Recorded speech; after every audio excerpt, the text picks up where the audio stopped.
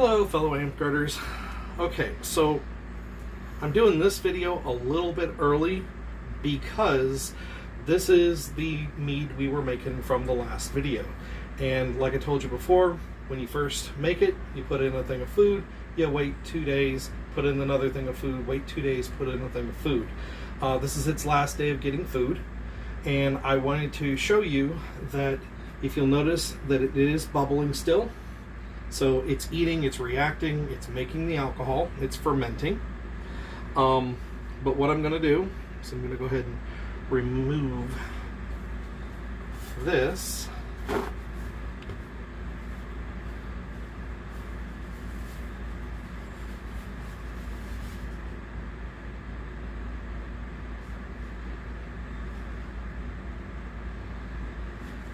Add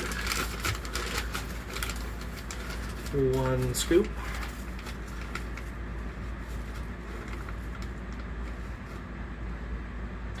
Now I don't actually mix this in, I just sort of pour it in and then let it do what it's going to do.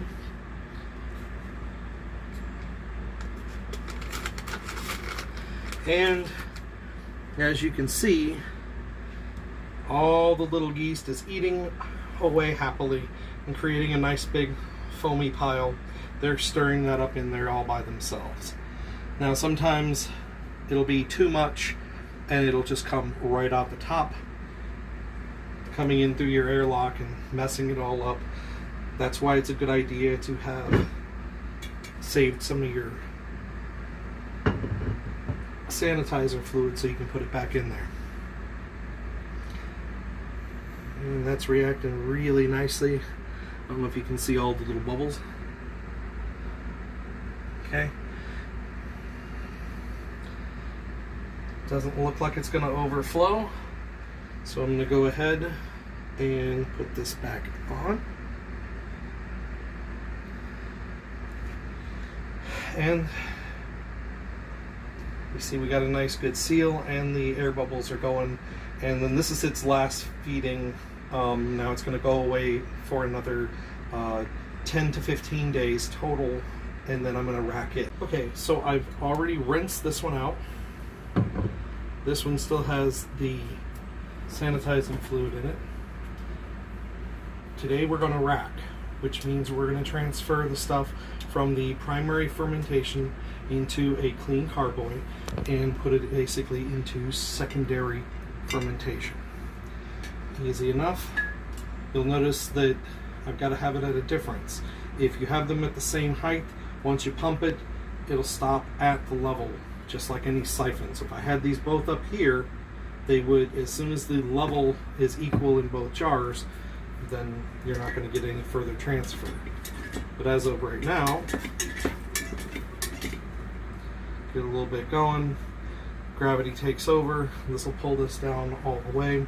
We don't actually need that much to be transferred into here. I'm doing this primarily so that it cleans out the inside of the tube,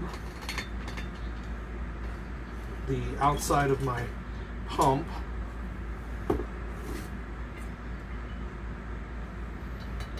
and then sanitizing that as well. So after you've transferred a small amount into there, you're just going to go ahead and give it a quick swirl. Now the entire inside is all nice and cleaned out. Funnel again. Now the reason that we aren't going to just pour the mead into the clean carboy using a funnel is, you see all those foam, all that air, that will allow oxygen into the mead at that point. And where we are now in the development, it will go in about 3 days from mead, the extra oxygen, it'll go back into aerobic feeding, and it'll turn that all into a vinegar. So I'm going to go ahead and turn this upside down for a bit, let it dry out, and then I'll see you back in a second. Okay, so this is the blueberry honey that I started way back in 316. This is made with the champagne yeast, and it is going to be a dry alcohol. So carefully remove the airlock, just like we did for doing the feeding. Now we're going to apply this the same way that we did with the sanitizer fluid. So this little cap right here, when it sits on the bottom, it doesn't suck directly from the very bottom. It sucks from right about here. What we're doing is we're trying to not stir up any of the lees. We're not trying to stir up any of this stuff. And when I'm done draining it, I'll show you, and it looks a lot like nasty peanut butter. So we're going to take all the good liquid from here and put it into here, leaving all the nasty. It's basically dead yeast and live yeast that have just fallen out of floating. I just put it down, I think you can see it. I put it down about here to get it started. Now this is all the way down at the bottom because I do not want any extra air in this at all, which is why we're using this type of pump. And then we let the magic of gravity do its thing. When it gets lower, we'll slowly lower this down. Alright, so we're getting kind of low here on the jar. So what I'm going to do is I'm going to take this, gently turning it on an angle to keep as much of that pump in there as possible. What I really don't want to do though is I don't want to move it around a lot, I don't want to shake it up, and I don't want to use this pump as a spoon and stir up the lees. I would rather lose a little bit of the mead. Now, see all this air bubbles? But as it's coming in here, it stops. So the bubbles are not actually getting all the way down into the mead, so that air is not getting down there. So if you want to cut, please, and take a look down here at the lees. So this is the nastiness that you don't want in your mead.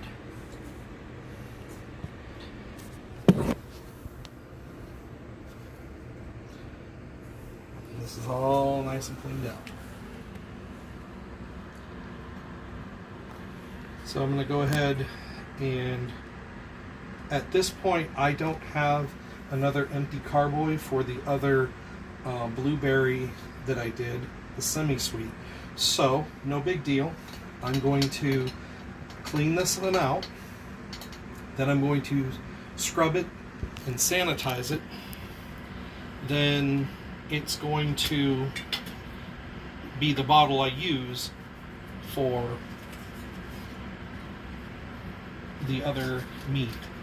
In fact, right now, and this is why I love these little, switching over into this way of doing it, I go here,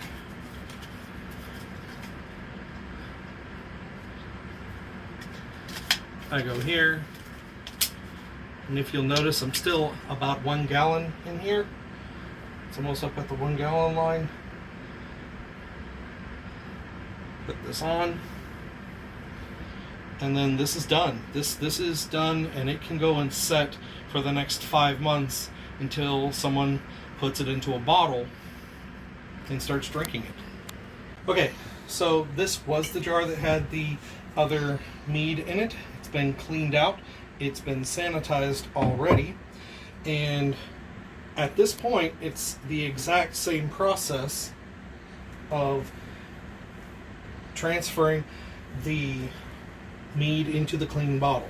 Now, one thing I would like to mention, if you're doing multiple batches of mead, I'm using on this one is a blueberry honey, but it is the semi-sweet. I made this with wine yeast. So these two will not and should not taste the same. So if you're doing a clover and a blueberry and a meadow foam and buckwheat honey. You're doing all these different ones, and you need to transfer them one to one to one. What you don't want to do is transfer, put into the next thing, and then transfer again without cleaning this out. So make sure that you clean your siphon hose. It's just as important as making sure you have a clean carboy. Otherwise, you're transferring some of those yeasts over. Now, if you're making 10 batches of all clover honey and they were all done with the same yeast, yeah, you don't have to take that extra step. But what I'm saying is make sure that you know what you're doing as far as what you're transferring into your jar. Okay?